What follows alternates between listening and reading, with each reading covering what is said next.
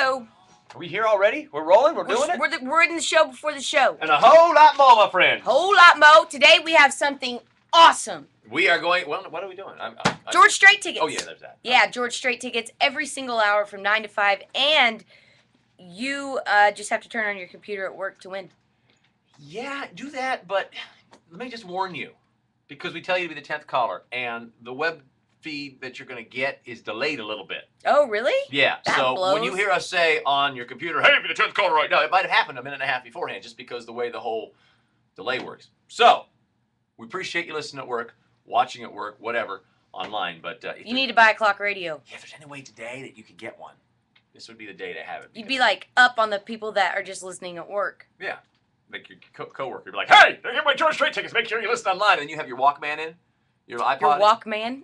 Whatever those things are called. Your headphones. What are you listening to? You got a radio. What are you gonna call it? Not a Walkman. Well, what do you call it? And it's Walkman, not Walkman. Whatever. What do you call it?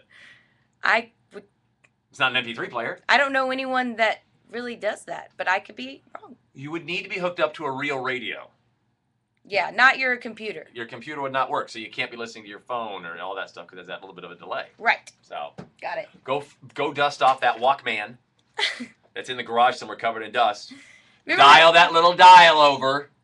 Yeah, when you were like, did you ever walk in your neighborhood with a ghetto blaster with your? I'm not that old.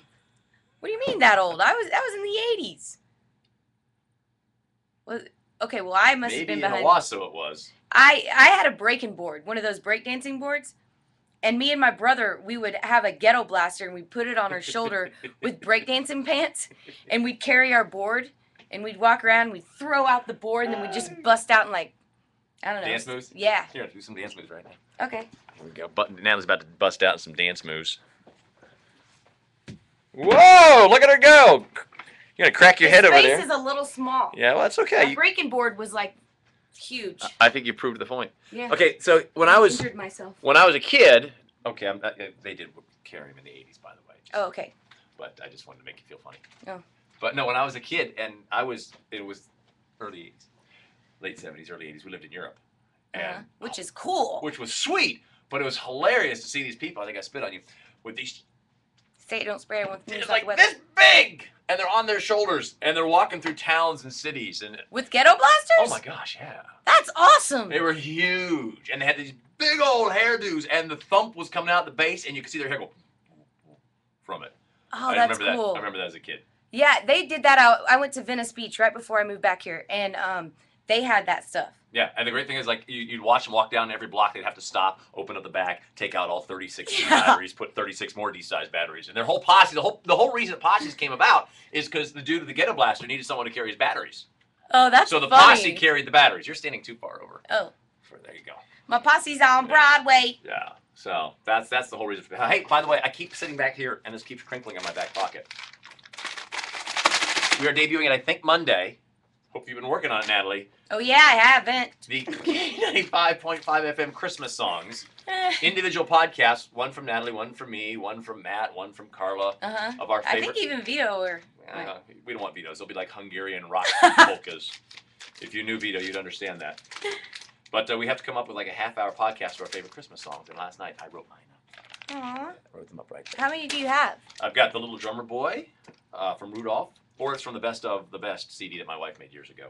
So we can use anything we want. Johnny Mathis, It's the Most Wonderful Time. Oh, come all ye faithful. I think I'm going to use Martina McBride on that one. Also, cool. I like Martina's Christmas songs. Martina and Lone Star had great Christmas CDs. I think I'm going to do A Holy Night by Martina.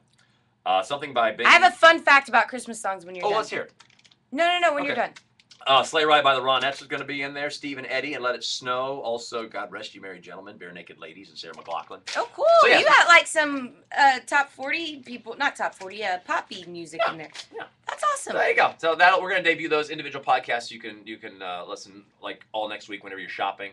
But you don't want Christmas songs all the time on the radio. Yeah. You can just pull them up when you want. If you're one of the rarity, you could listen to it in January. Yeah.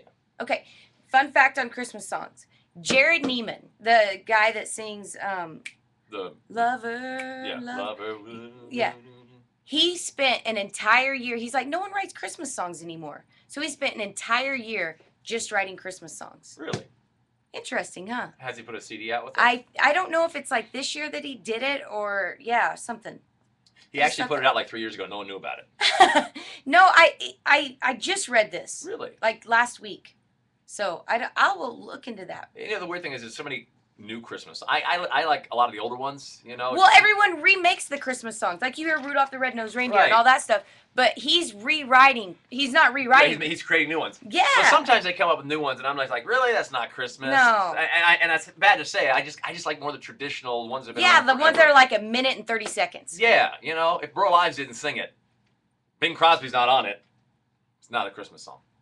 True that. There you go. All right, show before the show, a whole lot more. We got Yeah. Go Straight tickets today. Win them every hour, 9 to 5. This hand. Win them. Win them. Win them. It's terrible. I figured it out. When I filmed you breakdancing, we didn't have this the same way. There we go. There we go. Now we're better. Oh, 'Cause I show always for sit the right here. show. This is what it's supposed to look like. Look, it's the show before the show at the end of the show before the show. Hey, that's true. It's the end of the show before the show, which should be the beginning of the show before the show.